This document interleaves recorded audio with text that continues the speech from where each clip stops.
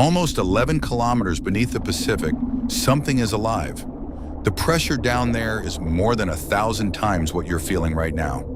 Sunlight has never reached it, not once, in the history of the Earth. And it isn't even the strangest thing between here and the bottom, because the deep ocean follows one relentless rule. The deeper you go, the less life looks like anything you know. This is the ocean we think we know. Warm, bright, crowded. Nearly all the seafood humans have ever eaten comes from this thin, sunlit layer, and it is thin. Sunlight powers everything here, and sunlight doesn't go deep. 200 meters down, there's no longer enough light for plants to survive. That's it. That's the entire familiar ocean, a skin on the surface of something far larger. Below that line lies most of the living space on this planet, and with every meter we sink, the rules that built these animals begin to fail.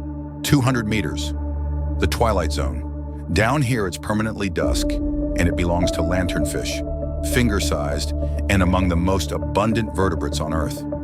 Every night, in one of the largest migrations on the planet, billions of them rise toward the surface to feed in the dark, then sink back down before sunrise. An entire layer of the ocean, breathing up and down, once a day, every day. But commuting isn't the strangest trick here. In water this dim, a predator hunting from below sees you as a silhouette against the fading light. The hatchet fish erases itself. Its belly is lined with light-producing organs that match the exact brightness of the water above, canceling its own shadow. It doesn't hide from light, it becomes light. Down here, that's the difference between existing and being eaten, and then evolution starts getting creative. This is the barreleye. Its head is transparent, a fluid-filled dome you can see straight through. Those two green orbs inside aren't decorations. They're its eyes, tubes aimed upward through its own skull, scanning for silhouettes overhead. For decades, scientists thought those eyes were locked in place. Then in 2009, researchers in Monterey Bay watched them rotate, tracking prey as the fish tipped its body vertical to strike. A fish that watches the world through its own head. Deeper still, in water so low in oxygen that most predators can't hunt at all, drifts an animal with the most unfair name in the ocean, the vampire squid. It doesn't drink blood, it barely swims. Instead, it trails a thread-like filament into the dark and collects marine snow, a slow, endless drizzle of organic debris sinking from the world above. The scary-looking cloak of webbed arms, mostly for wrapping itself up when frightened. Not a monster, a survivor living on crumbs in water almost nothing else can tolerate. 1,000 meters, and here sunlight ends. Not dims, ends. From this point to the seafloor, no trace of daylight has ever existed.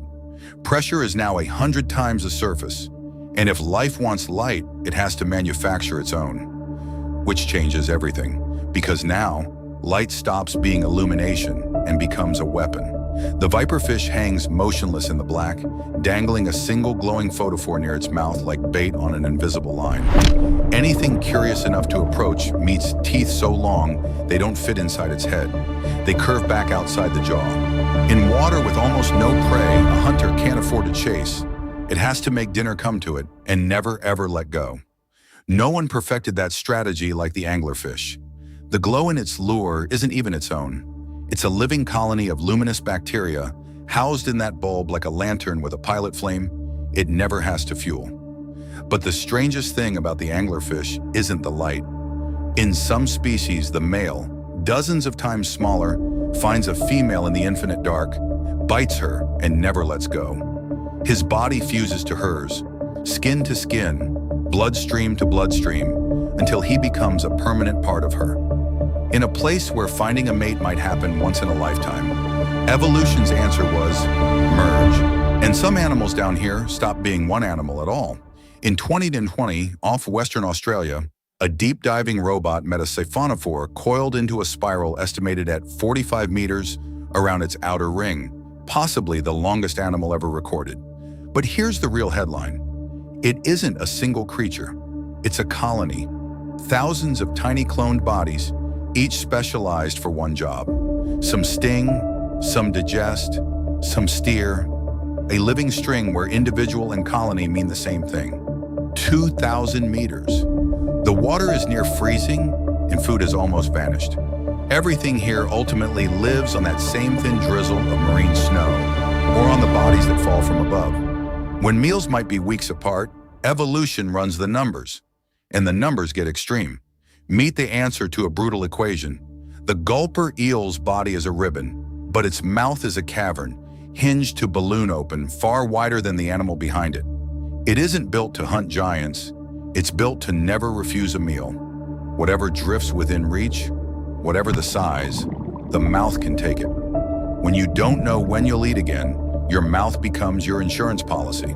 The black swallower takes that logic to its breaking point. Barely longer than your hand, it can swallow fish up to twice its own length and around 10 times its mass. Jaws walking over the victim like hands climbing a rope, stretching its stomach into a translucent bag hanging beneath its body. Sometimes it overreaches.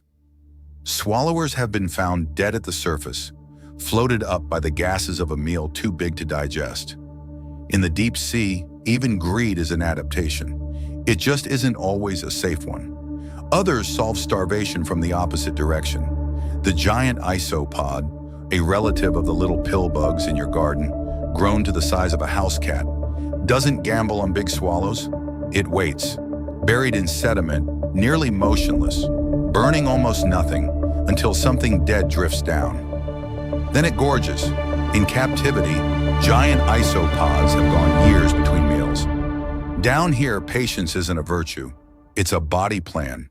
And patrolling these depths is a fish with the largest teeth for its size in the ocean.